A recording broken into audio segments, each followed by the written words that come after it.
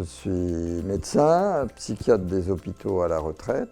J'ai été chef de service, chef de pôle. J'ai connu l'APA au moment de la création, puisque j'ai adhéré dès la création en 1980. J'ai été membre du conseil d'administration depuis à peu près 30 ans et successivement trésorier, secrétaire général, vice-président et je suis président depuis octobre 2018.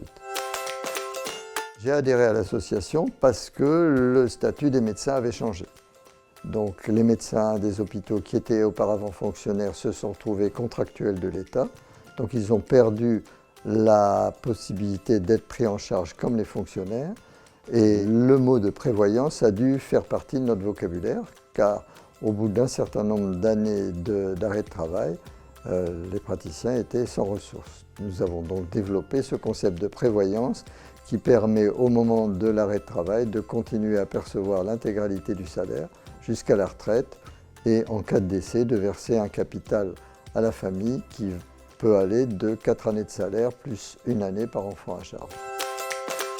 Les priorités, ce serait de développer les adhésions à l'association et de conserver cette référence qu'est l'association par rapport aux autres organismes de prévoyance, puisque l'APA a été la première association à s'intéresser à la prévoyance et à la mutuelle pour les praticiens hospitaliers. Et surtout, la spécificité, c'est l'existence d'un fonds d'intervention, fonds de solidarité, qui permet d'aider les collègues en difficulté, que ce soit pour un aménagement d'un logement pour un enfant ou un conjoint handicapé, l'aménagement d'un véhicule automobile, ou des prestations particulières de rééducation ou même des difficultés financières momentanées. La finalisation et la présentation à l'Assemblée générale d'octobre 2020 du projet associatif qui reprendra tous les axes de développement de l'APA de manière détaillée. Le développement de la politique de communication à destination des confrères et enfin la modernisation de l'espace adhérent pour le rendre plus facile d'accès et d'utilisation.